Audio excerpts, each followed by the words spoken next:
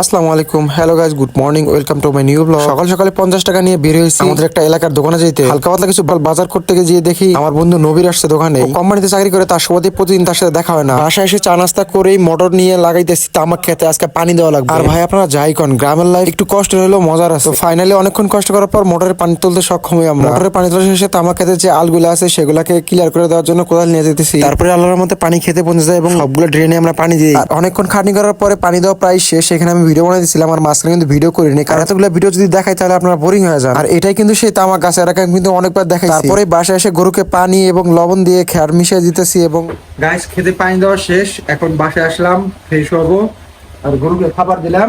এই দেখেন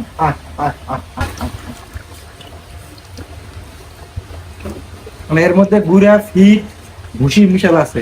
আর গাইস আমার ব্লগগুলো কেমন লাগে অবশ্যই কমেন্টে জানাবেন। আপনারা কিন্তু কখনোই কমেন্ট করেন না। তারপরে বিকাল টাইমে কোনো ভিডিও করতে পারি নাই, এখন বিকাল টাইম কি ভিডিও করবো বুঝতেছি না। এই যে আমাদের বাসার সামনের পরিবেশ, এই ক্ষেতটাতে রোয়া কাটতেছে।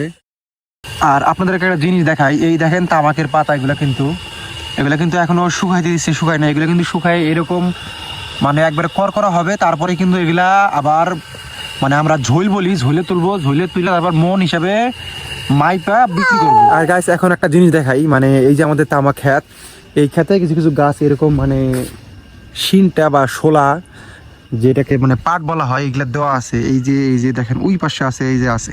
এগুলা দেওয়ার মূলত কারণ হলো এই যে গাছটাতে ফুল দেখতে পাচ্ছেন, অন্য কোনো গাছে কিন্তু ডগা নাই, বা এই গাছের ডগাগুলো কিন্তু ভাঙ্গে দেওয়া হয়েছে।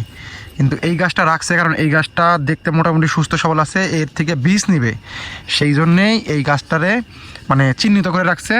এই গাছটার পাতা কম ভাঙা হবে বা ফুলটা ভাঙা যাবে না, এই জন্যই মূলত এই গাছটারে শিনটা বা শোলা দিয়া চিহ্নিত করা হয়েছে। ভিডিও এই পর্যন্তই ছিল। যারা ভিডিও শেষ পর্যন্ত ছিলেন আল্লাহ হাফেজ। আজকে সেরকম মধ্যে ভিডিও করতে পারি নাই, বাসায় কাজ করলাম, ঘুরতে চাইতে পারি নাই।